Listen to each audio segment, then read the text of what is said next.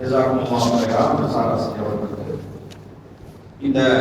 ஜகாத் பற்றிய தெளிவை நிகழ்த்துவதற்காக வேண்டி எமது குறுகிய அழைப்பை ஏற்று இந்த இடத்துக்கு வந்திருக்கின்ற கௌரவத்துக்குரிய முஃப்தி ஃபஸ்லுர் ரஹ்மான் பாரி ஹசரத் அவர்களை இந்த நிகழ்வை நடாத்தி தருவதற்காக வேண்டி அன்போடு இந்த இடத்தில் அழைக்கிறேன்.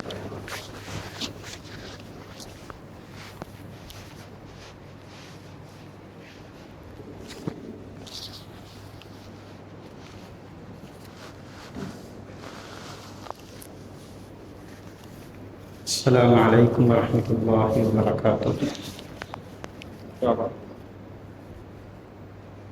بسم الله الرحمن الرحيم. الحمد لله وكفى والصلاة والسلام على من لا نبي بعده وعلى آله حزب الله أما بعد. أعوذ بالله من الشيطان الرجيم. بسم الله الرحمن الرحيم. ألف لام ميم. ذلك الكتاب لا ريب فيه هدى للمتقين. صدق الله العظيم. وقال رسول الله صلى الله عليه وسلم إنما الأعمال بالنيات إلى آخر الحديث وكما قال صلى الله عليه وسلم. கண்ணியத்துக்கும் மதிப்புக்கும் உரிய மேலான பெரியார்களே, சகோதரர்களே, அல்லாஹ் ரப்புல் இஸ்ஸத் மனிதர்களுக்கு கொடுக்கக்கூடிய ஏராளமான அருட்கொடைகள் இருக்கின்றன. இந்த அருட்கொடைகளில் மிக சிறந்த அருட்கொடைகளில் ஒன்றுதான் அல்லாஹ் ஒரு மனிதனுக்கு கொடுக்கும் ஹலாலான சொத்து செல்வம். சொத்து செல்வத்தை குர்ஆனில் அல்லாஹ் எங்கேயுமே எந்த இடத்திலும் இழிவாக பேசல.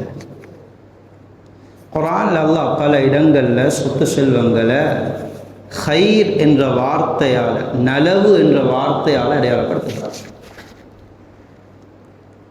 குத்திப அலைக்கும் இதா ஹதர அஹதக்கும் அல் மௌத் இன் தரக ஹைரன் இல் வஸிய்யா. உங்களில் ஒருவர் மௌத்தாகிற நேரம் ஹைர், சொத்தை விட்டுட்டு போனால் இது ஹைர் என்ற வார்த்தையை பயன்படுத்துகிறான். ஃபைன்னஹு லிஹுப்பில் ஹைரி லஷதீத். மனிதன் ஹைர் என்ற இந்த சொத்தை அதிகம் நேசிக்கக்கூடியவனாக இருக்கிறான். அது ஹைர் எப்போ அது அதனுடைய கடமைகள் நிறைவேற்றப்பட்டால் அது ஹைர்.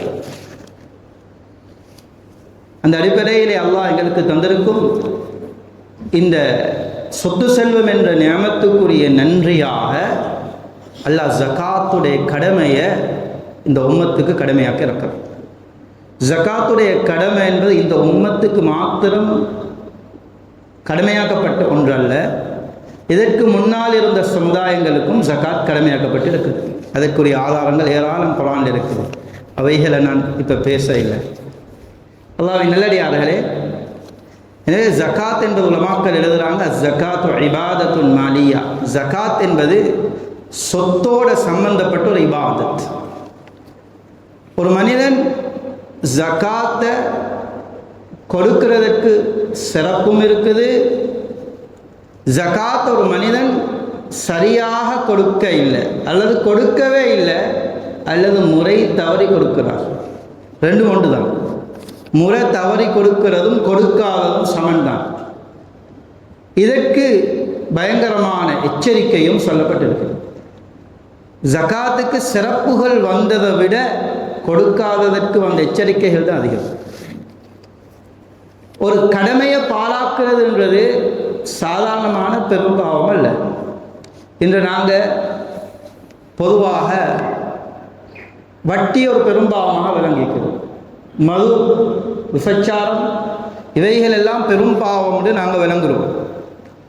அல்லாமா இமாம் ஸஹபி ரஹ்மத்துல்லாஹி அலைஹி அவங்க எழுதுகிறாங்க, வட்டி வாங்கிறத விட, விபச்சாரம் செய்கிறத விட, மது அருந்துறத விட பெரும்பாவம் தான் ஃபர்தான கடமைகளில் ஒரு கடமையை ஒரு மனிதன் விடுவது.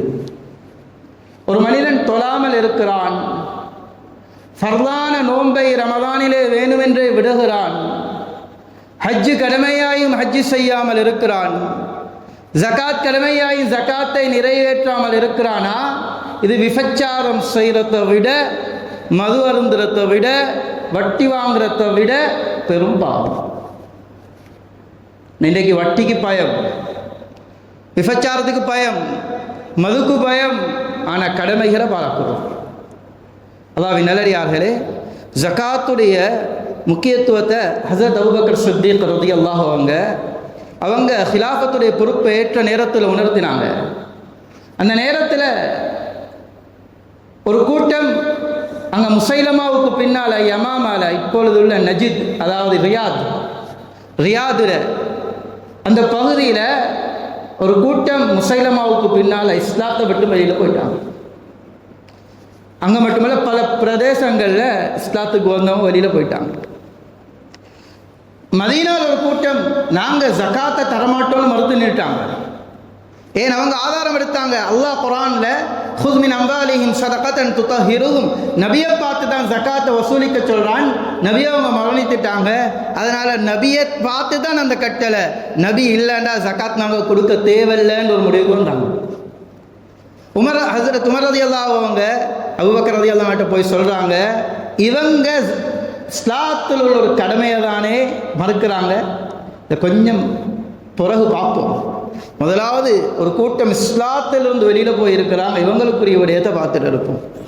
அபூபக்கர் ரலியல்லாஹு அன்ஹு அந்த நேரத்தில் ஜகாத்துடைய முக்கியத்துவத்தை உம்மத்துக்கு உணர்த்தினாங்க. சொன்னாங்க, வல்லாஹி லவ் மனஊனி இகாலன் கானூ யஹதுனஹா ஃபீ ஹதி ரசூலில்லாஹி ஸல்லல்லாஹு அலைஹி வஸல்லம் லகாத்தல்துஹும் அலா ஸாலிக். அல்லாஹ் மீது சத்தியமிட்டு சொல்லுகிறேன், ஸல்லல்லாஹு அலைஹி வஸல்லம் காலத்தில் ஜகாத்தாக ஆட்டையோ ஒட்டகத்தையோ கொடுக்கும் பொழுது கயிற்றை கொடுத்தவர்கள் எனக்கு அந்த ஜகாத்தை தரும் பொழுது கயிற்றை கலட்டி விட்டு சென்றால் அந்த கயிற்றுக்காக யுத்தம் செய்தே ஆகுவேன்.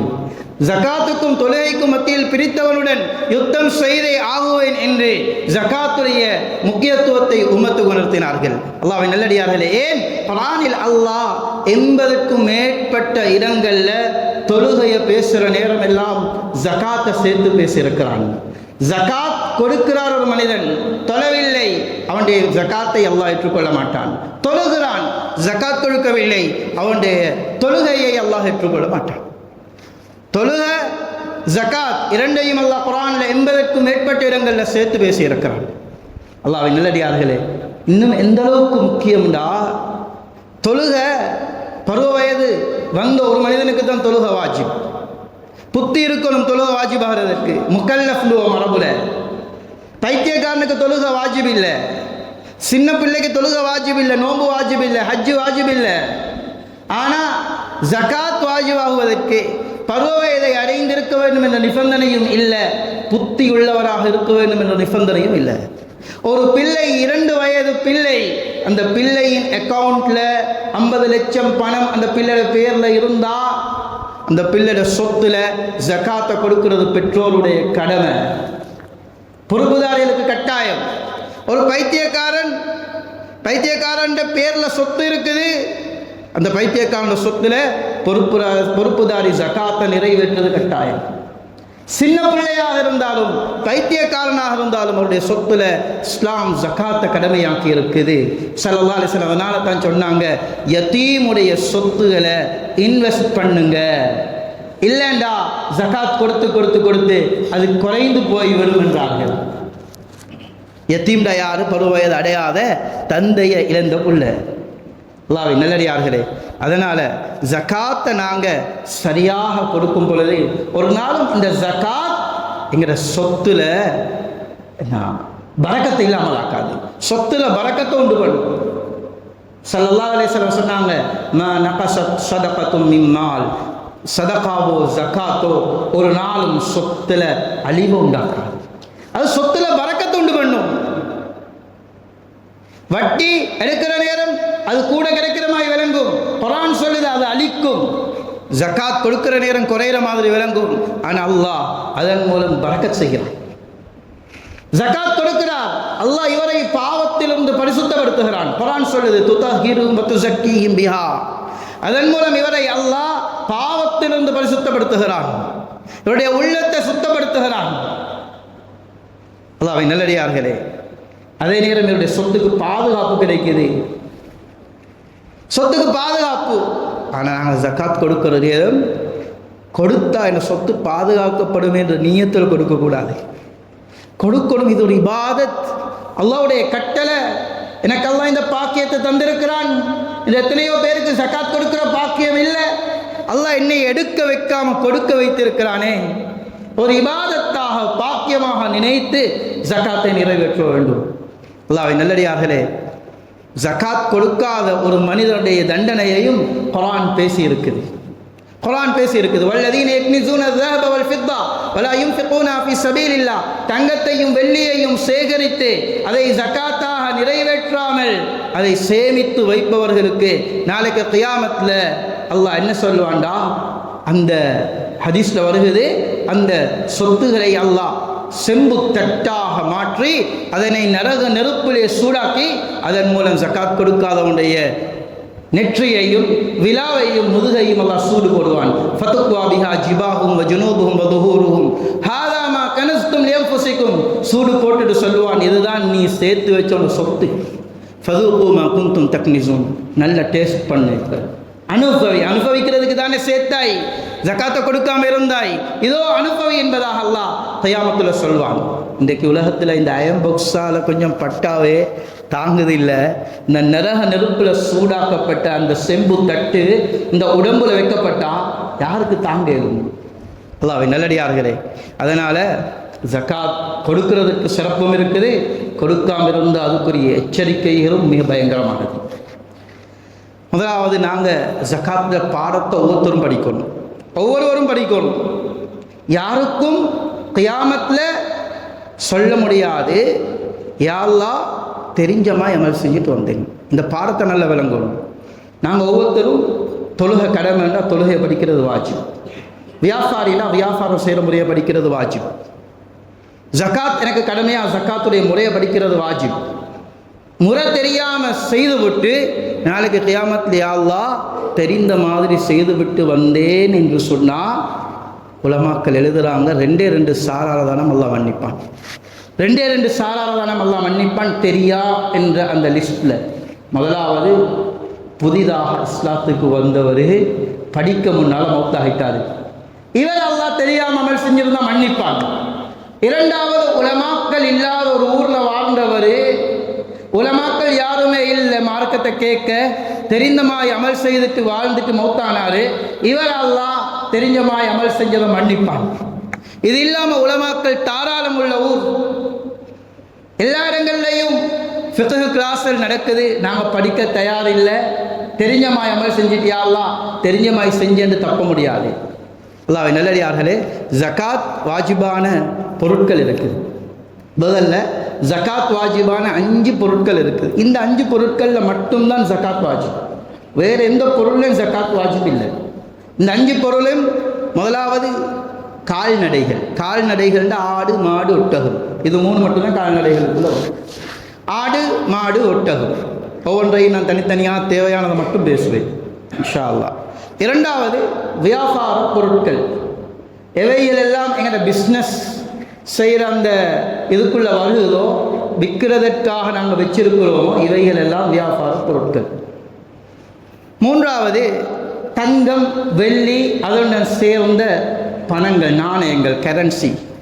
தங்கமும் வெள்ளி தான் கரன்சியுடைய அடிப்படை, அதனால் அதோட சேர்ந்த கரன்சி வகைகள் 3வது. 4வது தானியங்கள் பழங்கள். தானியம் அது பிரதான உணவாக உட்கொள்ளக்கூடிய தானியங்கள். பழமுண்டா ஈச்சப்பழமும் திராட்சப்பழமும் மட்டும்தான் 4வது. 5வது புதையல். ஒரு புதையல் ஒன்று கிடைச்சிருக்குதா, அதில் ஜகாத் இருக்குது. இந்த 5 தவிர வேறு எதுலேயும் ஜகாத் இல்லை. இதில் முதலாவது நாங்கள் கால்நடைகளை சுருக்கமாக பார்ப்போம், பூர்த்தியாக பார்க்க தேவையில்லை. இதில் ஆடு மாடு, எங்கள் பிரதேசங்களில் சில நேரம் மாட்டு ஃபார்ம் இருக்கும். மாட்டில் ஒட்டகத்தில் ஜகாத் வாஜிபாக இருப்பேண்டா, அந்த ஆடு மாடு ஒட்டகம் இவைகளுக்கு அவர் தீனி போட்டு வளர்க்காம மேய விட்டு வளர்க்குறதாக இருக்கணும். அப்படி இருந்தால் தான் அது ஜகாத் வாஜிபாகும். ஆனால் எங்களுடைய ஏரியாக்களில் பெரும்பாலும் மாட்டு ஃபார்ம் செய்கிறவங்க, பால் எடுத்து விற்கிறவங்க தீனி போடுறாங்க, மேய விட்டு வளர்க்குறாங்க இல்லை, தீனி போடுறதுனால அது ஜக்காத் வாஜிபான லிஸ்ட்டுக்குள்ளே வராங்க. ஏன் அவங்க தீனி போட்டு வளர்க்குறாங்க, அதனால் தீனி போடுறதுக்கு செலவழிக்குது, அவங்க கொப்பு வெட்டி கொண்டு வந்து கொடுக்குறாங்க, கஷ்டப்படுறாங்க. மேய விட்டு வளர்க்குறதாக இருக்கணும். அப்படி இருந்தால் 40 ஆடு இருந்து ஒரு ஆடு ஜக்காத் வாஜிப், 30 மாடு இருந்து ஒரு மாடு ஜக்காத் வாஜிப். அதனால் இது எங்கட பகுதியில் பெரும்பாலும் இல்லை. இரண்டாவது வியாபார பொருட்கள். இந்த வியாபார பொருட்களை பொறுத்தவரையில் ஒரு வியாபார பொருளில் ஜக்காத் வாஜிபாகிறதுக்கு 3 நிபந்தனைகள் இருக்குது. இந்த 3 நிபந்தனைகளும் பூர்த்தியானாதான் வியாபார பொருட்களில் ஜக்காத் வாஜிபாகும். முதலாவது நிசாபை அடைய வேண்டும். நிசாபுன்னு அதற்குரிய அளவு, அந்த அளவை அடைய வேண்டும்.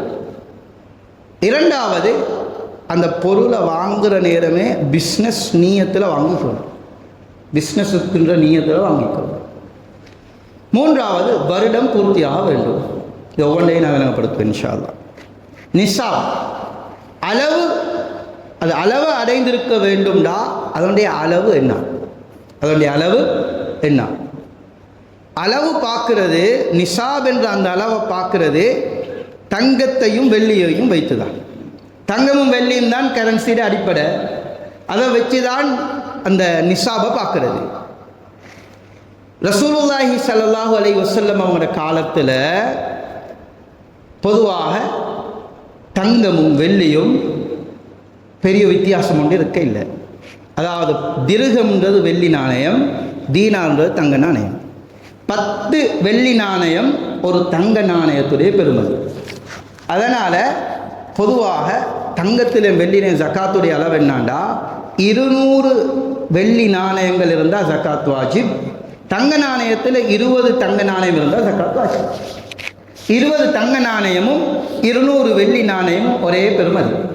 இன்றைக்கு நாங்கள் அதை கிராம் கணக்கில் கல்குலேட் பண்ணி பார்த்தா 20 தங்க நாணயம் என்பது 85 கிராம் தங்கம், அதாவது 24 கேரட். பிஸ்கட் 24 கேரட் தங்கத்தில் 85 கிராம். 10.5 பவுனுனா 84 கிராம், 10.5 பவுனை விட ஒரு கிராம் கூட. அப்போ 85 கிராம் தங்கம் தான் 20 தங்க நாணயத்துடைய பெருமதி. 200 வெள்ளி நாணயத்துடைய பெருமதி 595 கிராம் வெள்ளி.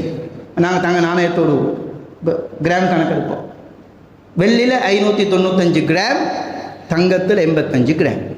இப்போ நபியவங்கிற காலத்தில் 595 கிராம் வெள்ளி உதாரணத்துக்கு 10 லட்சம்டா, 85 கிராம் தங்கமும் 10 லட்சம் தான். ரெண்டும் ஒரே ப்ரைஸில் இருந்துச்சு. ஆனால் காலப்போக்கில் இன்றைக்கு எங்களுக்கு தெரியும் ரெண்டுக்கும் பெரிய ஒரு வித்தியாசம் ஏற்பட்டுட்டு, இன்று 595 கிராம் வெள்ளிட பெறுமதி, இன்றைக்கு வெள்ளிட பெறுமதி ஒரு கிராம் எங்கிற நாட்டில் 850 ரூபா, 900 ரூபா, 800 ரூபா. சரியான விலை ஒன்று இல்லாமல் இருக்குது. ஒவ்வொருத்தரும் ஒவ்வொரு விலைக்கு விற்கிறாங்க. நான் விசாரித்து பார்த்தேன், வேல் மார்க்கெட் ப்ரைஸ் 770 ரூபா கிராமுக்கு. நாங்கள் வேல் மார்க்கெட் ப்ரைஸை வச்சு முடிவு செய்யல, சரியான நாட்டு ப்ரைஸை வச்சு தான் முடிவு செய்கிறோம். நான் வேல் மார்க்கெட் ப்ரைஸை வச்சு பார்ப்போம். நாட்டில் சரியான விலை ஒன்று இல்லாததுனால வேல் மார்க்கெட் ப்ரைஸை வச்சு நாங்கள் பார்த்தா 770 ஒரு கிராம் வெள்ளியிட பெறுமதிண்டா 595 கிராம் வெள்ளி 4,58,150 ரூபா. 4,58,000 ரூபா வெள்ளியுடைய அளவு. தங்கத்துடைய அளவு எடுத்து பார்த்தா 85 கிராம் தங்கம்ன்றது இன்றைக்கு பவுன் 3,90,000, 390, 395. தங்கம் 85 கிராம் 41,43,700, கிட்டத்தட்ட 41 லட்சம். 41 லட்சம் தங்கத்துடைய அளவு, வெள்ளியுடைய அளவு 4.5 லட்சம். பெரிய ஒரு வித்தியாசம் ஏற்பட்டு. அதனால் இப்போ நாங்கள் எங்கட வியாபார பொருட்களோட நிசாப் அந்த அளவுக்கோல தங்கத்துடைய பெருமதியை வச்சு முடிவு செய்கிறதா, வெள்ளிட பெருமதியை வச்சு முடிவு செய்கிறதா என்று கேட்டால் உலமாக்கள் சொல்கிறாங்க வெள்ளிட பெருமதியை வச்சு முடிவு செய்யுங்க, வெள்ளிட பெருமதியை வைத்து முடிவு செய்யுங்க. காரணம், இரண்டில் ஏதாவது ஒன்று அந்த அளவடைஞ்சிக்குது.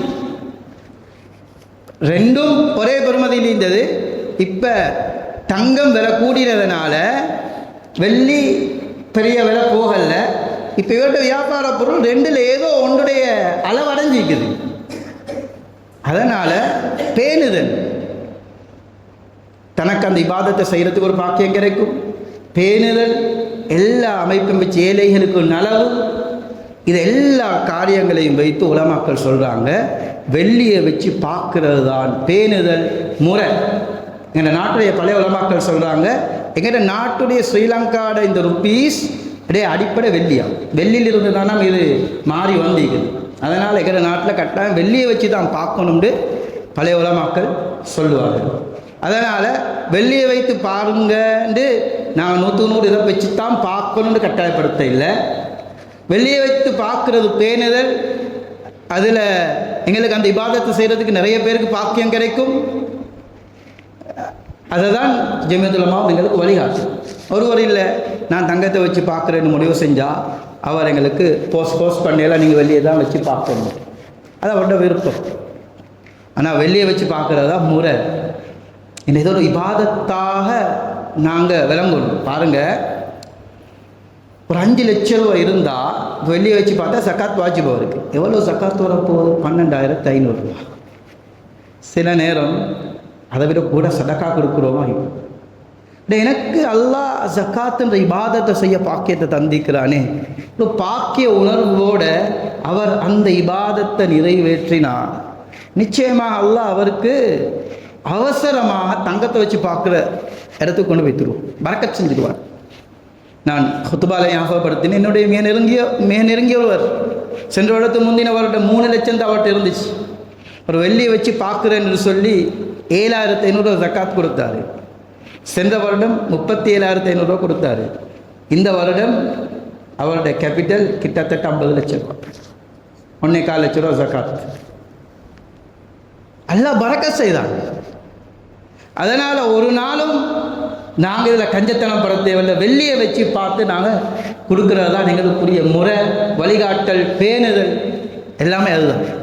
அதனால் 4,58,000 என்ற இந்த அளவை நாங்கள் வச்சுக்கொள்வது, இது நாளுக்கு நாள் வித்தியாசப்படும். நீங்கள் உங்களோட பிஸ்னஸில் வருஷம் பூர்த்தியாகிற நேரம், ஜக்காத்தை கணக்கெடுக்கிற நேரம், நீங்கள் 4,58,000 மண்டல வச்சுட்டு வாங்க. 595 கிராம் தங்கத்துடைய பெறுமதி என்னன்றதை விசாரித்து எடுத்தாச்சு. அந்த பெறுமதி ஈக்குதான்றதை பார்த்து முடிவு செய்ய முடியாது. ரெண்டாவது, வருடம் பூர்த்தியாகும். இந்த வருடம் பூர்த்தியாகும்ன்றது இது மிக முக்கியமான ஒரு பகுதி. வருடம் பூர்த்தி எப்படி பார்க்குறேன்? வருடம் பார்க்கணும் இஸ்லாமிய கணக்குப்படி, இஸ்லாமிய மாதத்தை தான் பார்க்கணும். ஆங்கில மாதத்தை வச்சு பார்த்தா 10 நாளோட வித்தியாசம் வருது. 33 வருஷம் ஜக்காத் கொடுக்குற நேரம் 1 வருஷம் ஜக்காத் கொடுக்காத குற்றவாளியாகிடுவார். ஆங்கில கணக்குக்கும் இஸ்லாமிய கணக்குக்கும் 10-12 நாளுடைய வித்தியாசம் இருக்குது. அதனால் இஸ்லாமிய கணக்கை வைத்து தான் வருடம் பார்க்கணும். ஒவ்வொருவரும் பிஸ்னஸ் ஸ்டார்ட் பண்ணுற நேரம் ஏண்ட பிஸ்னஸ் எப்போ ஸ்டார்ட் பண்ணப்பட்டன்ற தெளிவிக்கணும். நான் உதாரணமாக ரமதானுடைய முதல் பிறையில் ஒருத்தர் பிஸ்னஸ் ஸ்டார்ட் பண்ணுறார். அடுத்த வருடம் ரமதானுடைய முதல் பிறையில் இவர் ஸ்டாக் எடுப்பார். எடுக்கிற நேரம் பார்க்குறாரு 4,58,000. இந்த அளவு 595 கிராம் தங்கத்துடைய பெறுமதி, இந்த அளவை விட இந்த அளவை அந்த ஸ்டாக் அடைஞ்சிருந்தால் ஜக்காத் கொடுக்கணும். ஸ்டாக் அந்த பெறுமதி அடைஞ்சு இல்லையா கொடுக்க தேவையில்லை. திரும்ப அதுக்கு அடுத்த வருஷம் வரங்காட்டி மிக்க வேண்டியதான். அதுக்கு அடுத்த வருஷம் வரணும் திரும்ப பார்க்கலாம் அது அடைஞ்சிக்குதாண்டு. இது எப்போ பிஸ்னஸ் ஸ்டார்ட் பண்ணின டேட்டை பார்க்குறேன்டா, இவர் பிஸ்னஸ் ஸ்டார்ட் பண்ணின கேபிட்டல் இருக்குது. அந்த கேபிட்டல் 4,5 லட்சம் என்ற இந்த அளவை விட குறைய போட்டு ஸ்டார்ட் பண்ணினார். உதாரணமாக 2 லட்சம் போட்டு ஸ்டார்ட் பண்ணினார். இந்த ரமதான் முதலாவது நாள் 2 லட்சம் ரூபா பணத்தை போட்டு பிஸ்னஸ் ஸ்டார்ட் பண்ணினார். 2 லட்சம்ன்றது நிசாபுடைய அளவை விட குறைஞ்ச ஒரு கணக்கு. அப்போ தான் பிஸ்னஸ் ஸ்டார்ட் பண்ணி ஒரு வருடம் பூர்த்தியாக போல ஜக்காத் கணக்கு பார்க்கணும். ஆனால் இவர் பிஸ்னஸ் ஸ்டார்ட் பண்ணினது ரமலான் ஃபெஸ்ட் தான். ஆனால் போட்டது 20 லட்சம். 20 லட்சம் நிசாபை விட கூடின ஒரு கணக்கு, 4,5 லட்சத்தை விட கூடின கணக்கு. இப்போ இவருடைய வருடம் ஸ்டார்ட் ஆகிறது பிஸ்னஸ் ஸ்டார்ட் ஆன ரமலான் ஃபெஸ்ட்னால அல்ல. இந்த 20 லட்சம் எப்போ இவருடைய கைக்கு வந்துச்சு? இவர் ரமலான் முதலாவது நாள் பிஸ்னஸ் ஸ்டார்ட் பண்ணியிருந்தாலும் இந்த 20 லட்சம் கைக்கு வந்திருக்கும் ரஜப் ஃபெஸ்ட். ரஜப் 1வது தேதியிலேயும் இந்த 20 லட்சம் இவருடைய கையிலேயும் நிற்கும்.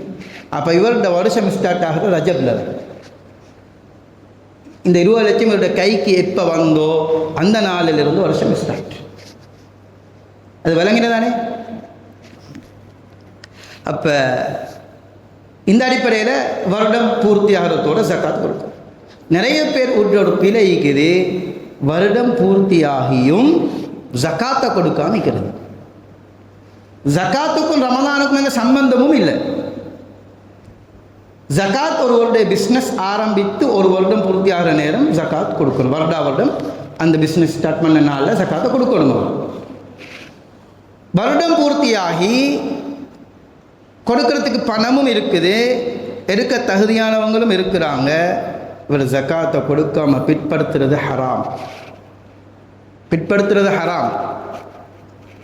இவருடைய பிஸ்னஸ் வருடம் இன்றைக்கு பூர்த்தி ஆகுது, இன்றைக்கு ஸ்டாக் எடுத்தார், ஸ்டாக் எடுத்து தகுதியான கைக்கு கொண்டு போய் சேர்க்கறதுக்கு ஒரு 3 நாள் 5 நாள் தேவைன்னு, அந்த 5 நாள் வரைக்கும் பிற்படுத்தணும்.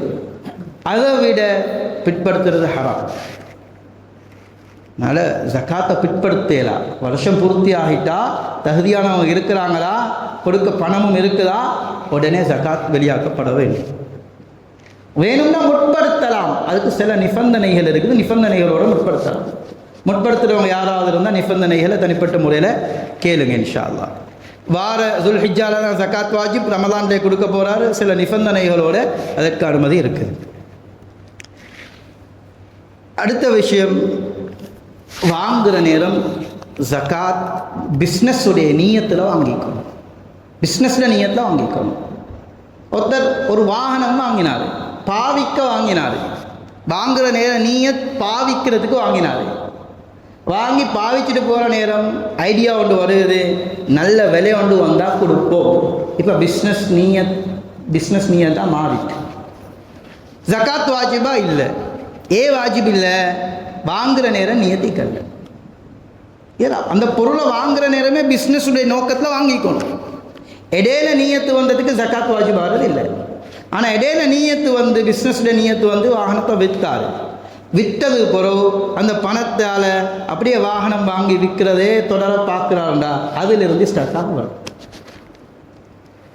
அதே நேரம் வாங்கினார் பிஸ்னஸுடைய நீயத்தில், இடையில நீயத்தில் போகும்.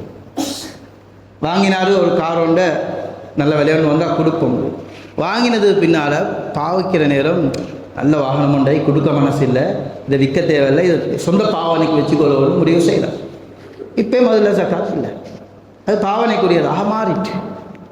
அவர் ஜக்காத் கணக்கு பார்க்குற நேரம் அந்த வாகனத்துக்கு பார்க்க தேவையில்லை. பிஸ்னஸுடைய நியத்தில் வாங்குகிற நேரம் சில நேரம் இப்படி இருக்குது. ஒரு வாகனத்தை வாங்கினார், நிறைய பேருக்கு நடக்குது, வாங்கி மாட்டிக்கொண்டார். 2 வருஷமாக வாகனம் விற்க இல்லை, விலை வரல. 2 வருஷமாக வாகனம் விற்குது இல்லை, ஆனால் விற்க தான் வச்சுக்கிறாரு, விலை வருது இல்லை, கொடுத்து கொள்ளையலாம். ஜக்காத் வாஜிபா? வாஜிப். ஏன் பிஸ்னஸில் நியத்தில் வாங்கினார், லாபமோ நஷ்டமோ வாங்கினது பிஸ்னஸுக்கு ஜக்காத் கொடுக்கும். லேண்ட் வாங்கினார், பிஸ்னஸ் நியத்தில் லேண்ட் வாங்கினார், 2 வருஷம் போனாலும் அதுக்குரிய ஜக்காத்தை கொடுக்கணும். ஆனால் பாவிக்கிறதுக்கு லேண்ட் வாங்கிக்கிறார், ஜக்காத் இல்லை அதில். அது பாவிக்க வாங்கினார். தான் பாவிக்கிற வீட்டை விற்க போட்டிக்கிறாரு, ஜக்காத் இல்லை. விற்க போட்டுன்றதுனால ஜக்காத் இல்லை, பாவிச்ச வீடு தேவைக்கு விற்கிறாரு. முதலாவது இப்போ இந்த வியாபார பொருளில் நிசாபு சரி, வருடம் பூர்த்தி சரி, வாங்குகிற நேரம் பிஸ்னஸ் நியத்து இருந்து இருக்கணும். இப்போ இந்த வியாபார பொருள் இவர் ஸ்டாக் எடுக்கணும். ஜக்காத்து கணக்கு பார்க்குறதுக்கு ஸ்டாக் எடுக்கணும். ஸ்டாக் எடுக்கிற நேரம் முதலாவது இருக்கிற பொருட்கள் எல்லாம் ஸ்டாக் எடுப்பார். ஸ்டாக் எடுக்கிற நேரம் எந்த ப்ரைஸை வச்சு பார்க்குற, வாங்கின விலையை வச்சு பார்க்குறா, விற்கிற விலையை வச்சு பார்க்குறான்னு கேட்டால், வாங்கின விலை பார்க்குறதும் இல்லை, விற்கிற விலை பார்க்குறதும் இல்லை. அதாவது பஜார் ப்ரைஸ் என்னோ அந்த ஒரு ப்ரைஸை பார்க்குறேன். பஜார் ப்ரைஸில் ஹோல்சேல் ப்ரைஸ் இருக்கும், ரிட்டெயில் ப்ரைஸ் இருக்கும். ஹோல்சேல் ப்ரைஸ் தான் பார்க்குறேன். லொட்டா இவருடைய முழு சாமானத்தையும் இப்போ விற்க நினச்சா ஹோல்சேல் ப்ரைஸ் எந்த ப்ரைஸில் கொடுக்கலுமோ அதுதான் அவருடைய கேபிட்டலுடைய பெறுமதி, அவருடைய ஸ்டாக்கோட பெறுமதி. ஹோல்சேல் ப்ரைஸ் ஏன் வாங்கின வேலை பார்க்குறலாண்டா, அந்த பொருளை சில நேரம் ஒரு சாமான் 100 ரூபா கணக்கில் வாங்கியிருப்பார். இப்போ விலை குறைஞ்சி 50 ரூபாய்க்கும். இப்போ ஹோல்சேல் ப்ரைஸ் 50. இவர் விலை கூடிக்கிற நேரம் வாங்கினார் 100 ரூபாய்க்கு. இவர் வாங்கின விலைக்கு பார்த்தா நஷ்டவாளி ஆகிடுவார். அவர் 50 ரூபாய் தான் பார்க்கணும். இல்லை இப்போ 150 ரூபா ஆகிக்கும். நம்ம 150 ரூபா பஜாரில் ஹோல்சேல் ப்ரைஸ் என்னவோ அந்த ப்ரைஸை பார்க்கணும். அப்போ பார்க்குறாரு. இப்போ கடையில் இருக்கிற சாமான் எல்லாத்தையும் பார்த்தா 50 லட்சம் ரூபாய்க்கு சாமானிக்கு, உதாரணத்துக்கு 50 லட்சம் ரூபாய்க்கு சாமானிக்கு கடையில் இப்போ விற்று வந்த சல்லிகள் எல்லாம் பார்த்தா லாட்சியில் சேஃபில் எல்லாம் பார்த்தா ஒரு 10 லட்ச ரூபா சல்லிக்குது, 60 லட்ச ரூபா. இப்போ இதால் வந்த ப்ராஃபிட்டை பேங்க்கில் சேவ் பண்ணிக்கிறார். அங்கே ஒரு 10 லட்ச ரூபா சேவ்லேக்கு இதால் வந்த ப்ராஃபிட், அந்த 10 லட்சம் தான் எடுக்கணும், 70 லட்சம்.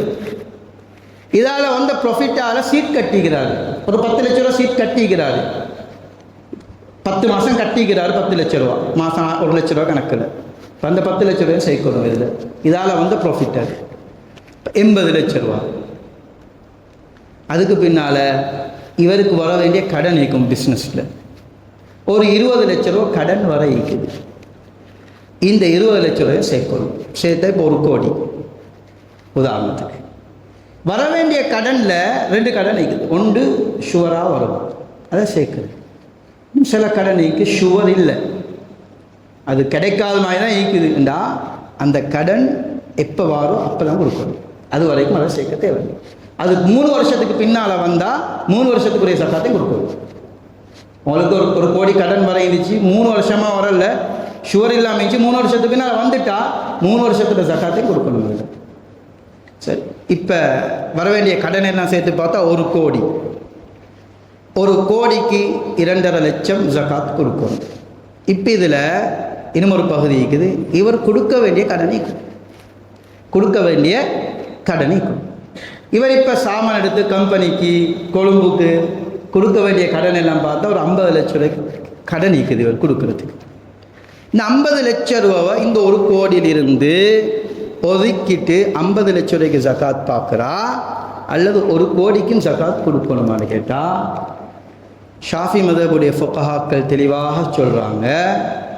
அந்த ஜமியத்துல் உலமாவுடைய முடிவும் இதுதான். கொடுக்க இருக்கிற கடனை கழிச்சேலாம். கொடுக்க இருக்கிற கடனில் 50 பைசா கழிக்கலாம். 100க்கு 100 இருக்கிற ஸ்டாக்குக்கு ஜகாத் கொடுக்க தான் வேணும். இதுக்கு சில நியாயங்களும் இருக்குது. சில நியாயங்களை நாங்கள் பார்ப்போம். ஏன்னா நிறைய பேர் இதை ஏற்றுக்கொள்வது இல்லை. முதல்ல இருக்கிற சாமான் எல்லாம் யார்கிட்ட இப்போ ஏண்ட நான் கடனுக்கு வாங்கினாலும் சாமானேண்ட அந்த சாமானில் வார லாபமும் எனக்கு தான், சாமானால் வார நஷ்டமும் எனக்கு தான். அந்த பொருளால் ப்ராஃபிட் எடுக்க போகிறது நான் தான். இப்போ கம்பெனியிலிருந்து கடனுக்கு நான் சாமான் வாங்கினாலும் அந்த சாமானால் நான் தான் ப்ராஃபிட் எடுக்க போகிறேன். அப்போ அந்த சாமானால் 1 வருஷமாக நான் ப்ராஃபிட் எடுத்துட்டு வருஷத்துக்கு ஒரு முறை சக்காத் கொடுக்குற நேரம் கழிச்சா நியாயமா? இரண்டாவது இன்னொரு நியாயம் பாருங்கள். நானும் 1 கோடிக்கு கேஷ் போட்டு ஒரு கடை ஒன்று போட்டிக்கிறேன். எனக்கு மாதம் 5 லட்ச ரூபா ப்ராஃபிட் கிடைக்குது. மாதம் 5 லட்ச ரூபா, வருஷம் 60 லட்ச ரூபா ப்ராஃபிட் எடுக்கிறேன். 1 கோடி கேஷ் போட்டிக்கிறேன். நான் என்னே மாதிரி ஒருத்தர் எனக்கு பக்கத்தில் ஒரு கடை போட்டிக்கிறாரு. ஏண்டே கடை தான், ஏண்டேமாய் சாமான் தான். அவர் 1 கோடிக்கு கடனுக்கு தான் போட்டிக்கிறார், கேஷ் போடலை. அவருக்கு நம்பிக்கையான ஒருத்தர் சாமான் கொடுக்குறார், அவர் போட்டிக்கிறார். இவருக்கும் என்னே மாதிரி வியாபாரம் இருக்குது. மாதம் 5 லட்ச ரூபா தேடுறாரு, வருஷம் 60 லட்ச ரூபா தேடுறாரு. கடனை கழிங்கோன்னு சொன்னால் அவருக்கு ஜகாத் வாஜிப் இல்லை. ஏன்? கடனை கழித்து அக்கௌண்ட் பேலன்ஸ் 0. ஆனால் அவரும் 60 லட்சம் சம்பாதிக்கிறார் வருஷத்துக்கு. ஆனால் எனக்கு ஜகாத் வாஜிப். அப்போ இது எந்த வகையில் நியாயமாகும்? நான் கடனுக்கு சாமம் போட்டிருந்தால் நான் சம்பாதிக்கிறேன், அதனால் ஜகாத்தை கொடுக்கணும். இன்னொரு வகையில் பார்த்தா சிலர் இப்படி ஒரு ஃபத்வா எடுத்துட்டு என்ன செய்வாங்கண்டா, அவர் 1 கோடி கொடுக்கிற வெளியில் ஒருத்தருக்கு ஜகாத் கொடுக்குற நேரம் கொடுக்கிற கடன் 1 கோடியை கழிச்சு கொள்வார். அந்த கடனை கொடுக்குறதே இல்லை. 2 வருஷம் 3 வருஷம் 4 வருஷம் 5 வருஷம் கடனை கொடுக்குற யோசனை இல்லை, கடனை கொடுக்கவே மாட்டார், ஜகாத்தில் மட்டும் கழிச்சு கொள்வார். அதனால் கடனை ஜகாத்தில் இருந்து கழிக்கலாம். ஏன்னா அது ஏண்ட சாமான் நான் கொடுக்க தான் வேணும். பொதுவாக கடனை கழிங்கன்னு சொல்லிட்டா இன்றைக்கி நிறைய வியாபாரிகளுக்கு ஜக்காத் வாஜிபில்லா போயிடுச்சு. எல்லா வியாபாரிகளும் பெரும்பாலும் ரோலில் தான் எல்லாம் பில் செய்கிறார்கள் தான் கூட. அதனால் உம்மத்துடைய பெரியோரு நலவு இல்லை போய்த்துருது. அதனால் ஜக்காத்தில் இருந்து கடனை கழிக்க இயலாது. அதனால் உலமாக்கள் சொல்கிறாங்க, நீங்கள் உங்களோட கடனை கழிக்க விரும்பினா வருஷம் பூர்த்தி ஆகிறதுக்கு முன்னுக்கு கடனை கொடுத்து ஸ்டாக்கை குறைச்சி கொடுக்க வேண்டாம். உங்களுக்கு வாரக்கிழமை வருஷம் பூர்த்தி ஆகுது, உங்களுக்கு 1 கோடிக்கு சாமணிக்குது, 50 லட்சம் கொடுக்க வைக்கிறதுண்டா உங்களுக்கு இப்போ ஜக்காத்தை கடனை கழிச்சதான் வேணுமா இருந்தால் வாரக்கிழமை உங்களோட வருஷம் பூர்த்தி ஆகிறதுக்கு முன்னுக்கு கடனை கொடுத்துட்டு ஸ்டாக்கை குறைச்சிக்கோங்க. வருஷம் பூர்த்தி ஆனதுனால தேவையான திரும்ப சாமான் எடுக்கும். வருஷம் பூர்த்தி ஆகிற நேரம் எந்தெந்த பொருள் எனக்கு சொந்தமாக இருக்குதோ அது எல்லாத்துக்கும் அது எல்லாம் எந்த பொருள் நான் ஜக்காத் கொடுக்குறோம். ஏண்டா பாருங்க, ஏண்ட கடையில் பில்டிங் ஏண்ட உதாரணத்துக்கு பில்டிங்க்கு ஜக்காத் இல்லை. ஏண்ட வாகனம் ஜக்காத் இல்லை, டெலிவரி வாகனம் ஜக்காத் இல்லை, கடையில் உள்ள தட்டுகள் ஜக்காத் இல்லை, கடையில் உள்ள உபகரணங்கள் ஒன்றுக்கும் ஜக்காத் இல்லை, கடைக்கு ஏசி போட்டிக்கிற அதுக்கும் ஜக்காத் இல்லை. இவ்வளவு எல்லாம் ஜக்காத், இது எல்லாத்துக்கும் ஜக்காத் தேவையில்லைன்னு இஸ்லாம் சொல்லிக்கிற நேரம் ஏன் கொடுக்கிற கடனில் மட்டும் அங்கே போய்த்து கழிக்கிறதுக்கு ஃபத்வா தேர்வு நாங்கள் இஸ்லாம் இந்த குறிப்பிட்ட பொருட்களை மட்டும் ஜக்காத்தை வச்சுக்குது. ஒருத்தருக்கு 10 வீடு இருக்குது, 10 வீட்டையும் ரெண்ட் கொடுத்தீரார், ஜக்காத் இல்லை அவருக்கு. ப்ராப்பர்ட்டியில் ஜக்காத் இல்லை, 10 வீட்டுக்கும் ஜக்காத் இல்லை. அந்த 10 வீட்டாரின் வார ரெண்ட்டை சேவ் பண்ணுறாரு, சேவ் பண்ணி அது 4.5 லட்சம் இந்த அளவை அடைஞ்சி 1 வருஷம் பூர்த்தியானா அதுக்கு ஜக்காத் வரும். இவர் 5 வாகனம் வச்சுக்கிறாரு, ஒரு நாளைக்கு ஒரு வாகனத்தில் போகிறாரு, நம்ம நாளைக்கு இன்னொரு வாகனத்தில் போகிறாரு, பாவிச்சதான் வச்சுக்கிறாரு, ஜக்காத் இல்லை அவருக்கு. பிஸ்னஸில் நோக்கம் இல்லை, ஜக்காத் இல்லை. அதனால் இவர் 100 கோடி பெருமதியான வீட்டில் வாழ்கிறாரு, ஜக்காத் இல்லை அந்த வீட்டுக்கு. இஸ்லாம் இவ்வளோ எல்லாம் சலுகை தந்திக்கிற நேரம் எங்களுக்கு ஜக்காத் எங்கே கொடுக்க சொல்லிக்குதோ அங்கே நாங்கள் கடனை கழிக்கிறதுக்கு முயற்சி செய்யப்படாது. அதே நேரம் நான் ஆரம்பத்தில் சொன்னேன், ஆட்டுக்கு ஜக்காத் ஆட்டு ஃபார்மில் ஜக்காத் இல்லை. நான் ஒருத்தர் ஆட்டு பிஸ்னஸ் பண்ணுறார், மாட்டு பிஸ்னஸ் பண்ணுறார், ஆட்டு வியாபாரி. இவருக்கு 40 அடிக்க தேவையில்லை, இவரோட ஆடு வியாபார பொருள். இவர் டீக்கும் 5 ஆடு தான், 5 ஆடு 5 லட்சம் பொறுமதி, நிசாப் எத்துது, ஜக்காத் கொடுக்கணும். ஆட்டு வியாபாரி மாட்டு வியாபாரி அவரோட ஆட்டையும் மாட்டையும் பொறுமதியை பார்த்தா நிசாப் அடையதாக இருந்தால் அவர் ஜக்காத்தை கொடுக்கணும், அது வியாபார பொருளுக்குள்ளே வரும். அதே நேரம் நிறைய பேர் நினச்சிட்டு இருக்கிறது 4.5 லட்சம் தானே அளவு. உதாரணமாக 10 லட்சம் இருந்தால் அந்த 4.5 லட்சத்தை கழித்து பேலன்ஸ் 5.5 லட்சத்தை ஜக்காத் கொடுத்தா போதும். அப்படி இல்லை, டோட்டலாக ஃபுல்லாக கொடுக்கணும் ஜக்காத். 50 லட்சம் இருந்தால் நிசாபுடைய 4.5 லட்சத்தை கழிச்சிட்டு 45.5 லட்சத்துக்கு அல்ல ஜக்காத். 4.5 லட்சத்தை விட மேலே இருந்தால் முழுக்க பூர்த்தியாக எல்லாத்துக்கும் ஜக்காத் கொடுக்கும். அதே நேரம் அடுத்தது நாங்கள் பணங்களை பார்ட்னர்ஷிப்பில் இன்வெஸ்ட் பண்ணிட்டோம். பார்ட்னர்ஷிப் பிஸ்னஸ்னு வந்தால் அங்கே பிரித்து பார்க்கல. நானும் இன்னும் ஒரு பார்ட்னர்ஷிப்பில் ஒரு கடை செய்கிறேன். ஏண்ட 2.5 லட்சம் அவர்கிட்ட 2.5 லட்சம், 2.5 லட்சம் ஜக்காத்துடைய அளவு அல்ல, ஆனால் 2 பேர்கிட்ட சேர்த்து 5 லட்சம் ஜக்காத்துடைய அளவு சேர்த்து தான் பார்க்கணும். பார்ட்னர்ஷிப் பிஸ்னஸில் ஜக்காத் 2 பேர்கிட்டையும் சேர்த்து தான் பார்க்கணும், பிரித்து பார்க்கறது இல்லை. சேர்த்தா நிசாப் அடைகிறதாக இருந்தால் ஜக்காத் கொடுக்கும். அடுத்தது தங்கம் வெள்ளி கரன்சி இவைகளுடைய ஜக்காத். ஒருத்தர் பணத்தை சேவ் பண்ணி வச்சுக்கிறார், 4.5 லட்சத்தை விட மேலே ஒரு வருஷமாக சேவ் பண்ணி வச்சுருந்தால் அதுக்கு ஜக்காத் வரும். தங்கம் சேர்த்து வச்சுக்கிறார், தங்கம் விலை கூடுதுன்னு சொல்லி இவர் ஒரு 85 கிராம் தங்கத்தை சேர்த்து வச்சுக்கிறார், 85 கிராமை விட கூட. இவர் நகையாக சேர்த்தில்லை, மனைவிக்கு நகையாக வாங்கி கொடுத்தில்லை, இவர் நகையாக சேகரித்தாலும் சரி பிஸ்கட்டாக சேகரித்தாலும் சரி நோக்கம் சேவ் பண்ணுறது, சேமிப்புடைய நோக்கத்தில் தங்கம் வாங்கி வச்சுருந்தா அது 85 கிராம் என்ற அந்த அடைவு அடைஞ்சால் ஜக்காத் வாஜிப். 24 கேரட்டில் 22 கேரட்டாக இருந்தால் அது கழிப்பு, அதாவது அதில் உள்ள கலப்பு எல்லாம் கழித்து 85 கிராமிக்கான்னு பார்க்கணும்.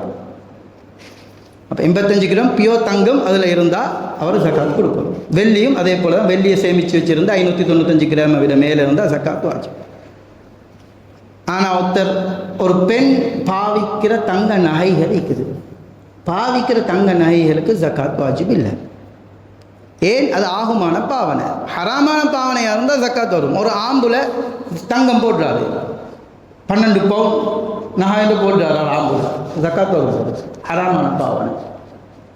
ஆனால் ஒரு பெண் ஆகுமான பாவனைக்கு பாவிக்கிற நகைகளுக்கு ஜக்காத் இல்லை. இது வரைக்கும்னா அந்த நகை இஸ்ராஃபுடைய அளவு அடையாமல் இருக்கும் வரைக்கும். இஸ்ராஃபுடைய அளவு உண்டா என்ன? எங்கட நாட்டில் சுருக்கமாக சொல்கிறேன், எங்கட நாட்டில் பாவனைக்குரிய தங்கத்தில் இஸ்ராஃபுடைய அளவு இல்லை, பெரும்பாலும் இல்லை. இஸ்ராஃபுடைய அளவுக்கு உதாரணம் சொல்கிறாங்க, ஒரு பெண் 106 பவுன் கொலுசு போடுறாங்க. கொலுசு மட்டும் 106 பவுன். உதாரணத்துக்கு எங்கள் நாட்டில் எங்கள் முழு நகை சேர்த்தாலும் 100 பவுன் இருக்காது. இது அரசர்களுக்கு சொல்லப்பட்ட ஒரு சட்டம். அது ஊர் வளமையை பொறுத்து வித்தியாசப்படும். ஒவ்வொரு ஊருக்கும் ஒவ்வொரு மாதிரி. அதாவது அவள் போட்டிக்கிற நகை அழகு என்றதை தாண்டி அசிங்கம் என்ற அளவுக்கு போனால் அது இஸ்ராஃப். அது ஒவ்வொரு நகையிலையும் பார்க்கணும். ஒரு 5 நெக்லஸ் செஞ்சு வச்சுக்கிறா, ஒரு கல்யாணத்துக்கு ஒன்றை போட்டா, இன்னொரு கல்யாணத்துக்கு இன்னும் ஒன்றை போட்டா பிரச்சனை இல்லை. ஆனால் ஒரு நெக்லஸ் இருக்குது, அந்த நெக்லஸ் மட்டும் 200 பவுன் போட்டால் அழகு இல்லை, அது அசிங்கம். இப்போ அந்த ஊர் மக்கள் என்னடா இது போட்டிக்கிற அசிங்கமாயின்னு பார்ப்பாங்கன்னா அது இஸ்ராஃப். சில ஊரில் 50 பவுனுக்கு நெக்லஸ் போட்டாலும் அது அசிங்கமாக பார்ப்பாங்களா இருந்தால் அது 50 பவுன் அந்த ஊருக்கு இஸ்ராஃப். அப்போ அந்த நெக்லஸில் மட்டும் ஜக்காத் வாஜிப், மற்ற நகையில் வாஜிப் இல்லை.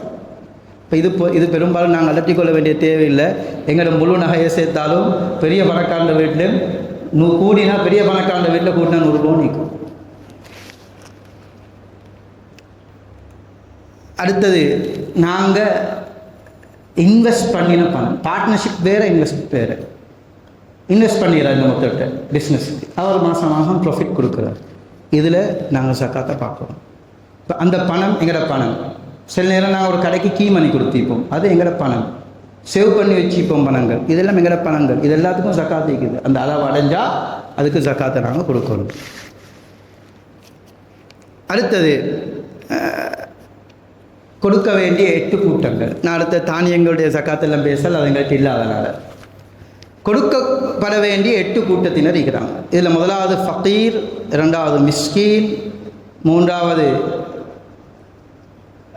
கடன்காரர், 4வது இஸ்லாத்துக்கு வந்தவங்க, 5வது வழிப்போக்கர், 6வது அடிமைகள், 7வது அல்லாஹ்வுடைய பாதை, 8வது ஆமில்கள். ஆமில்கள்லாம் கூட்டு ஜக்காத், இஸ்லாமிய ஆட்சியில் உள்ள கூட்டு ஜக்காத்தில் வேலை செய்யக்கூடியவங்க, அதில் உள்ள ஆஃபீஸர் மாதிரி. இப்போ இன்றைக்கு எங்கட நாட்டில் 5 கூட்டம் தான் இருக்குது. ஆமில் இல்லை. கூட்டு ஜக்காத், எங்கட கூட்டு ஜக்காத் இஸ்லாமிய ஆட்சியில் கூட்டு ஜக்காத் அல்ல. எங்கட கூட்டு ஜக்காத் உள்ளவங்க வேலை செய்கிறவங்களுக்கு ஜக்காத்தால் பங்கெடுக்கல ஆமில்னு சொல்லி. 2வது ஃபீ சபீலில்லாஹ் ஜிஹாத், அதுவும் எங்கள்கிட்ட இல்லை. 3வது அடிமைகளும் எங்கள்கிட்ட இல்லை. எங்கள்கிட்ட ஃபகீர் இருக்கிறார், மிஸ்கீன், கடன்காரர், புதிதாக இஸ்லாத்துக்கு வந்தவங்க, வழிப்போக்கர், இந்த 5 கூட்டமும் இருக்கிறாங்க.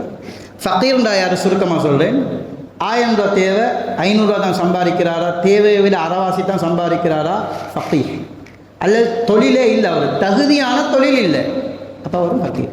சில நேரம் அவர் கண்ணியமான ஒரு மனுஷன் ஆகிக்கும், அவருக்கு நான் கூலி வேலை செய்யலும் தானே செல்ல இல்லை, அது அவருடைய தகுதிக்குரிய தொழில் அல்ல. அவர் நல்ல வசதியாக இருந்துட்டு இப்போ ஏழையாக மாறிக்கிறார். இப்போ அவருடைய கண்ணியத்துக்கு அது பொருத்தம் இல்லை. அப்போ ஒருவருக்கு தகுதியான ஒரு தொழில் இல்லை, அல்லது தொழில் செய்கிறாரு, வருமானம் அவருக்கு தேவையோடு அறவாசித்தான் இருக்குதுன்னா இவர் ஃபகீர்.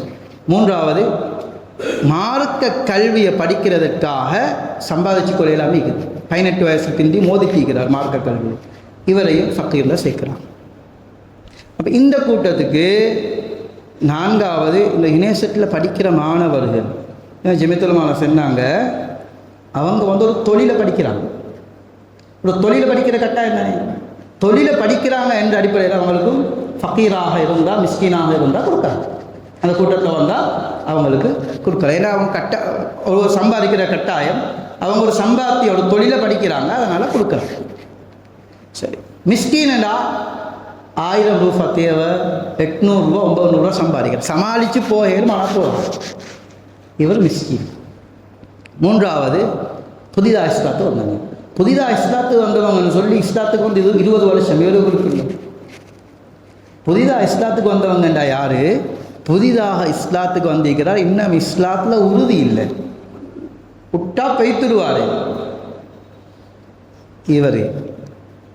அதே நேரம் புதிதாக இஸ்லாத்து வந்தவர், அவர் உறுதியாகிட்டார், ஆனால் அவருக்கு கொடுத்தா அவரை பார்த்து வாரத்துக்கு வெளியில் இனிமேல் பெருக்கிறாங்க, இப்பயும் கொடுக்குறாங்க. இவர் உறுதியாக இருந்தாலும் கொடுக்குறாங்க. இது அவங்களுக்கு வசதி இருந்தாலும் கொடுக்கலாம், பிரச்சனை இல்லை. இஸ்லாத்துக்கு வந்தவர் நல்ல செல்வந்தர், ஆனாலும் கொடுக்கலாம், இஸ்லாத்துக்கு வந்த லிஸ்ட்டில் கொடுக்கலாம். ஆனால் இஸ்லாத்துக்கு வந்து 20 வருஷம் பழசாகிட்டார், அவரை அடித்து விரட்டினாலும் போக மாட்டார், அவரை பார்த்து வரத்துக்கும் யாரும் இல்லைண்டா, இப்போ இவர் முஅல்லஃபத்துல் குலூப் என்ற லிஸ்ட்டில் ஜக்காத் இருக்கேலா, அவர் வசதி இல்லாதவராக இருந்தால் ஃபக்கீர் மிஸ்கின் லிஸ்ட்டில் வருவார். நான்காவது, கடன்காரர்னா இதுலேயும் 2-3 கூட்டம் வார. ஒன்று, கட்டாயமான தேவைக்கு கடன் வாங்கினோம், பசி தின்றத்து இல்லாமல். அடுத்த 2வது, ஆகுமான தேவை கடன் வாங்கினோம், வீடு கட்டுறதுக்கு. வீடு கடன் வாங்கி கடனை கட்டி கொள்ளலாம் நிற்கிறோம், இவங்களுக்கு கொடுக்கலாம். 3வது, ஹராமான கடன் வாங்கினோம், இவங்களுக்கு கொடுக்கலாம். ஹராம் ஒரு பாவத்துக்கு கடன் வாங்கினோம், இவங்களுக்கு ஜக்காத் கொடுக்கலாம், கடன்காரன்னு சொல்லி. 4வது, ஒரு பிரச்சனையை தீர்த்து வைக்கிறதுக்கு கடன் வாங்கினார்.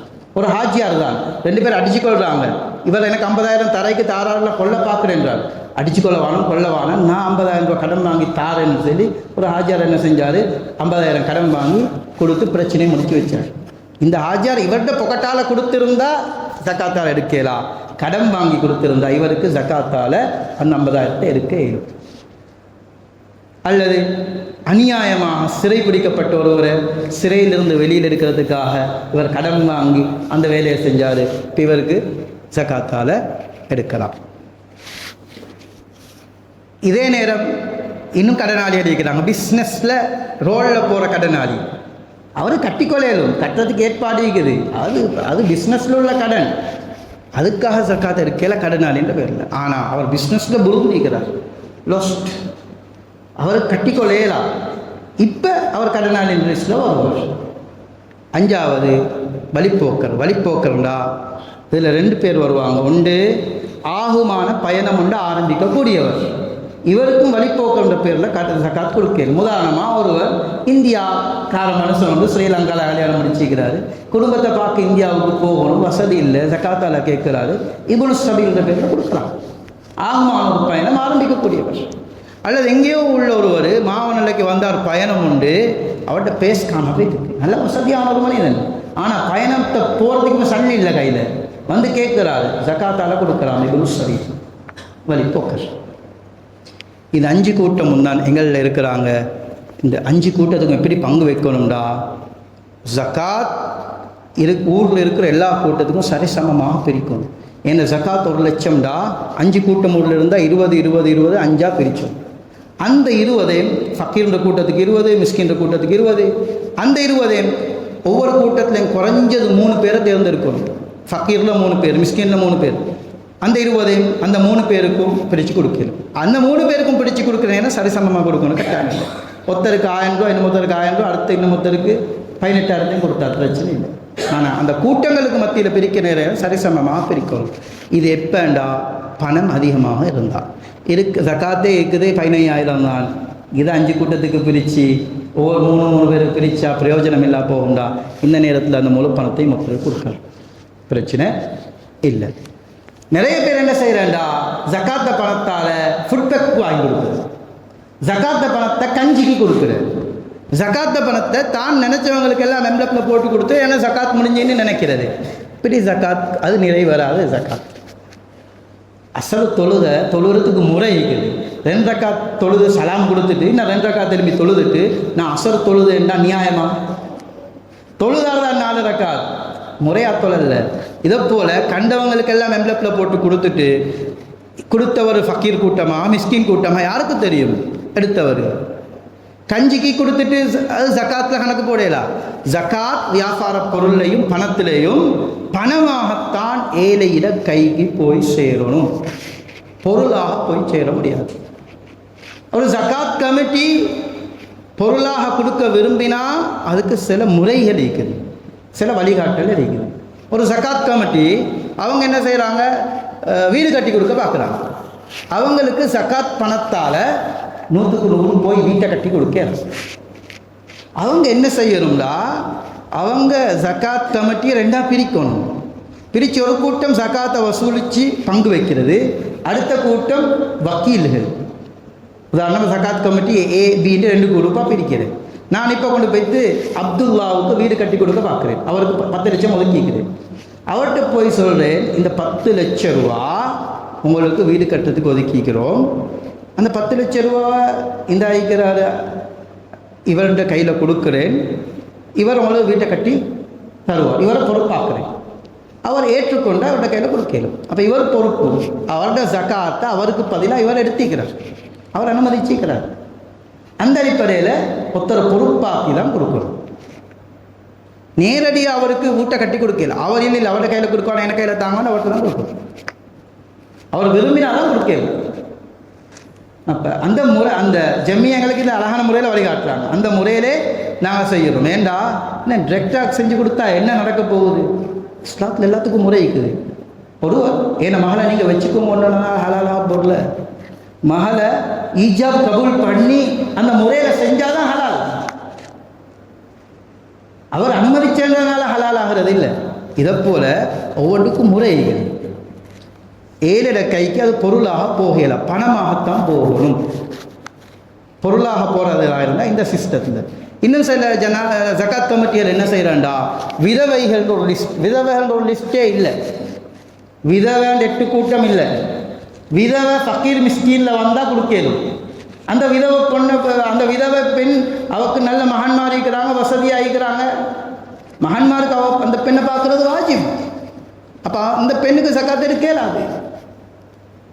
ஆனால் மகன்மார் பார்க்குறாங்க இல்லைன்னு அவன் வந்து முறைப்பாடு செஞ்சால் இப்போ கொடுக்குறான். மகன்மார் வசதியாக இருந்தாலும் பார்க்குறாங்க இல்லைண்டா இப்போ அவள் ஃபக்கீராக இருவான். இப்போ விதவை என்ற லிஸ்ட் ஒன்று இல்லை, அதை ஃபக்கீர் மிஸ்கின்ற லிஸ்ட்டில் வந்தால் கொடுக்கணும். அப்போ அதை கொடுக்குற நேரம் சிலவங்க என்ன செய்கிறாண்டா மாதம் மாதம் கொடுக்குறது. நல்ல ஞாபகம் வச்சுக்கோங்க, ஜக்காத் கமிட்டி நாங்கள் ஜக்காத் கமிட்டி நாங்கள் இஸ்லாமிய ஆட்சியில் உள்ள ஜக்காத் கமிட்டி அல்ல. நாங்கள் இது ஒரு ஊரில் உள்ள தனவந்தர்கள் அவங்களோட பணங்கள் எங்கள்கிட்ட ஒப்படைச்சிக்கிறாங்க, பொறுப்பானிட்டு பிரித்து கொடுக்க. நாங்கள் வக்கீல்கள், பொறுப்புதாரிகள். நாங்கள் உடனே பிரித்து கொடுத்தாதான் ஜக்காத் தந்தவங்கள ஜக்காத் நிறைவேறும். எங்களை கைக்கு வந்ததுனால ஜக்காத் நிறைவேறல. ஜக்காத் கமிட்டியாக எங்களோட கையிலிருந்து தகுதியான கைக்கு பைத்து சேர்ந்தாதான் ஜக்காத் நிறைவேறும். இஸ்லாமிய ஆட்சியில் உள்ள இந்த ஜக்காத் கமிட்டிக்கு இது சட்டம் வேறு, அவங்களுக்குரிய சட்டத்தை எங்களுக்கு எடுக்கலாது. அப்போ உடனே கொடுத்துடணும், ஒரு வருஷத்துல உடனே கொடுத்துடணும். மாதம் மாதம் கொடுத்தா ஜக்காத் தந்தவங்க ஜக்காத் நிறைவேறதுக்கு 1 வருஷம் போகும், நாங்கள் குற்றவாளி ஆகிடுவோம். அதை மாதம் மாதம் கொடுக்க விரும்பினா நான் ஆரம்பத்தில் சொன்ன அந்த முறையில் செய்யலாம். எங்களோட ஜக்காத் கமிட்டியில் உள்ள பி குரூப் பொறுப்புதாரிகள் அவங்கள ஒருத்தரை கொண்டு போய் வந்து அவங்களுக்கு வருஷத்துக்கு 50,000 ஒதுக்கிக்கிறோம், இவர்கிட்ட கையில் கொடுக்கவா, அவர் மாதம் மாதம் தரட்டும், அவள் அனுமதிச்சு அவரை கையில் கொடுக்குறது. அப்போ இவங்க எடுத்து வச்சு மாதம் மாதம் கொடுப்பாங்க. அந்த முறையோடு அவைகள் செய்யப்பட வேண்டும். அதே நேரம் ஜக்காத் எடுக்கிறவங்க தகுதியானவங்களான்றதை கட்டாயம் பார்க்கணும். நாங்கள் நிறைய பேர் கண்ட மாதிரி கொடுக்குற ஜக்காத் தகுதியானவங்களை தேடும். இது மிக முக்கியமான ஒரு பகுதி. இது ஒவ்வொருத்தருக்கும் தனிநபர் ஜக்காத் கொடுக்குற நேரம் அது கஷ்டம். நாங்கள் தகுதின்னு நினச்சி கொடுத்துருவோம், எங்கன்னா ஜக்காத் நிறைவேறாது. தகுதியானவங்க ஜக்காத் எடுக்க தகுதியானவங்க கஷ்டவாளிகள் சில நேரம் யார்கிட்டையும் தனிப்பட்ட முறையில் வந்து கேட்க வைக்கப்படுவாங்க. ஆனால் ஜக்காத் கமிட்டின்னு ஒன்று இருந்தால், கூட்டு ஜக்காத்னு முறை இருந்தால் அவங்க தேவைகளை முறைப்பாடு செய்வாங்க, அமானிதம் பாதுகாக்கப்படும், அவனை மான மரியாதை பாதுகாக்கப்படும். எனக்கு வாஜிபான 25,000 தான் ஜக்காத், நான் அதை கொடுத்தா ஒருத்தருக்கு தான் பிரயோஜனம். அதை நான் ஜகாத் கமிட்டிக்கு கொடுத்தா அந்த 25,000 ஊரில் 10 பேர் பிரயோஜனம் அடைவார். ஹஜ்ரத் உமர் இப்னு அப்துல் அசீஸ் ரஹ்மத்துல்லாஹி காலத்தில் கூட்டு ஜகாத் சரியாக நிறைவேற்றப்பட்டுச்சு. 2 வருஷம்தான் ஜகாத் எடுக்க தகுதியானவங்க இல்லை போயிட்டாங்க. அந்த ஊரில் இருந்து ஜகாத் அடுத்தவருக்கு அனுப்பினாங்க. ஏன் அந்த ஊரில் ஜகாத் எடுக்க தகுதியானவங்க இல்லை, எல்லாருமே செல்வந்தர்களாக மாறிட்டாங்க. அதனால் எல்லாரும் தண்ட பணத்தை கூட்டு ஜகாத்தில் கொண்டு வந்து கொடுத்தா ஊரில் உள்ள ஏழைகள் கவனிக்கப்படுவாங்க. நிறைய ஊரில் உள்ள பிரச்சனைகள் என்ன தெரியுமா, நிறைய கஷ்டவாளிகள் இருக்கிறாங்க. பெண்கள் வெளிநாட்டுக்கு போகிறாங்க, எந்த காலத்தில் நிற்கிறாங்க எங்கள் ஊரில் இல்லாமல் அல்ல. பெண்கள் வெளிநாட்டுக்கு போகிறாங்க, நாங்கள் இங்கிருந்து குறை பேசுகிறதில்ல. ஏன் போனாங்க, என்ன தீர்வு, என்ன அதுக்குரிய தீர்வு எங்கள்கிட்ட இருக்குது. வெளிநாட்டுக்கு போனேன்னு சொல்லி குறை சொல்கிறத விட அந்த பெண் போகாமல் இருக்கிறதுக்கு நாங்கள் என்ன ஏற்பாடு செஞ்சோம். ஊரில் இருக்கிற எல்லா தனவந்தர்களும் பொறுப்பு அதுக்கு. காதல் ஃபக்குர் ஐயா கூன குஃப்ரா ஹதீஸ், தெளிவான ஹதீஸ். வறுமை இஸ்லாத்தை விட்டு வெளியில் தள்ளிடும். இஸ்லாத்திலிருந்து வெளியில் போய் தருவாங்க வறுமையால். ரசூல் ஸல்லல்லாஹு அலைஹி வஸல்லம் மிஸ்கீனாகத்தான் வாழ்ந்தாங்க, ஃபக்கீரா வாழல்ல. மிஸ்கீனா அட்ஜஸ்ட் பண்ணி வாழலும், ஃபக்கீர்னா சொன்ன ஆரம்பத்தில் கஷ்டமானவர். அதனால் ஊரில் ஏழைகள் தேடரும். தனிநபர் நான் கொடுக்குறேன்னு ஏழைகளை தேட மாட்டோம். ஜகாத் கமிட்டி கொடுத்தா ஜகாத் கமிட்டி ஊரில் உள்ள கஷ்டவாளிகளை தேடுவாங்க, இனம் காணுவாங்க, இனங்கண்டு கொடுப்பாங்க. முதல்ல எங்கட ஜகாத் சரியாக நிறைவேறும். எங்கட ஜகாத்துடைய பணத்தால் ஊரில் பலர் பிரயோஜனம் அடைவாங்க. அதே நேரம் நாங்கள் ஜகாத் கமிட்டிகள் டாக்கெட் வைக்கணும். இந்த வருஷம் இந்த ஊரில் இத்தனை வீட்டுடைய தேவையை நாங்கள் பூர்த்தியாக்கணும், இத்தனை வீட்டுடைய தேவையை பூர்த்தியாக்கணும். ஒரு டாக்கெட் வச்சு அந்த டாக்கெட்டில் முயற்சி செஞ்சு சரியாக இந்த கூட்டு ஜக்காத்துடைய முறையை சரியாக அமல்படுத்தி பாருங்கள். இன்ஷா அல்லாஹ் மிச்சம் காலம் போக தேவையில்லை, ஏழைகள் குறைஞ்சிடுவாங்க. ஜக்காத் எடுத்தவங்க அடுத்த வருஷம் ஜக்காத் தருவாங்க இன்ஷா அல்லாஹ். அதனால் இந்த விடயங்களை சரியாக விளங்கி அமல் செய்யக்கூடிய கூட்டத்தில் அல்லாஹ் நம் அனைவர்களையும் சேர்த்தருள்வானாக. வாஹிரு தஅவானா அல்ஹம்துலில்லாஹி ரப்பில் ஆலமீன்.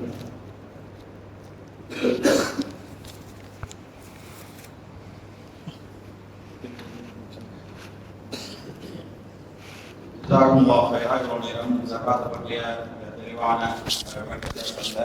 முஃப்தி ஃபதுர் ரஹ்மான் அவர்களுக்கு